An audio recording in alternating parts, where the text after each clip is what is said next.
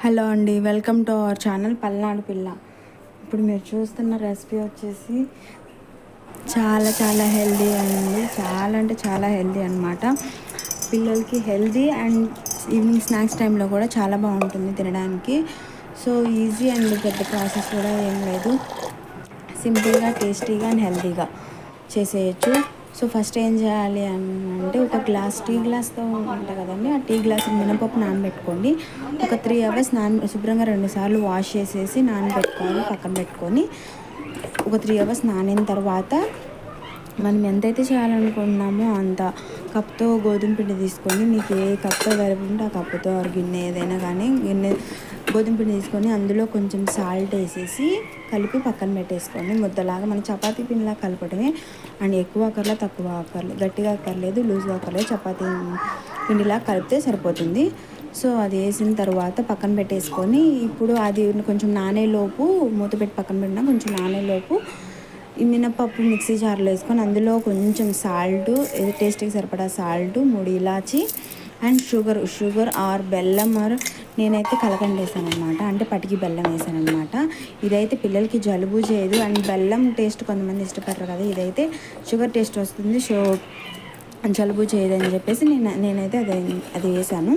Available ఉన్నది వేసుకోండి, పర్లేదు. వేసిన తర్వాత మిక్సీ పట్టుకేసుకొని కొంచెం గట్టిగా, అస్సలు వాటర్ వేయద్దు. సో మన చేతముంటి వచ్చిన వాటర్ సరిపోతుంది. సో ఆ వాటర్ వేయకుండా మిక్సీ పట్టేసిన తర్వాత మిక్సీ పక్కన పెట్టేసుకొని ఈలోపు ఇది నానుతుంది కదా, ఒక 10 మినిట్స్ అది కొంచెం చపాతీ ఉండల్లాగా చేసుకొని కొంచెం పొడిపిండి వేసుకొని, చపాతీ పీడ మీద పొడిపిండి వేసుకొని కొంచెం అట్లా అద్దిన తర్వాత గట్టిగా రుద్దొద్దు, కొంచెం అట్లా అన్న తర్వాత ఈ పిండి ఉంటుంది కదా మనం మిక్సీ పట్టిన మినప్పిండి అనేది మధ్యలో పెట్టుకోవాలి. సో పూర్ణం ఊర బొబ్బట్టు ఎలా చేస్తారో సేమ్ అంతేనండి. ప్రాసెస్ ఏం వేరేలా కాదు, సేమ్ అంతేను. వేసేసి మధ్యలో పెట్టేసి చుట్టూరా క్లోజ్ చేసేసి, గ్యాప్స్ లేకుండా చుట్టూరా క్లోజ్ చేయండి అనమాట. క్లోజ్ చేసేసి మళ్ళీ మెత్తగా కొంచెం అలా అద్దేసి చపాతీ పిండిలాగా చేసిన తర్వాత పెట్టేసి మళ్ళీ కొంచెం అలా ప్రెస్ చేయండి. గట్టిగా ప్రెస్ చేయొద్దు, లోపల పిండి అనేది బయటకు వచ్చేస్తుంది.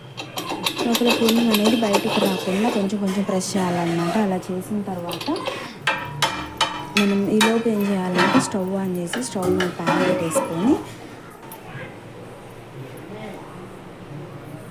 సో మధ్యలో మర్చిపోయానండి, అది చేసిన చపాతీ మీద లైట్గా పంచదార అనేది జల్లుకోండి.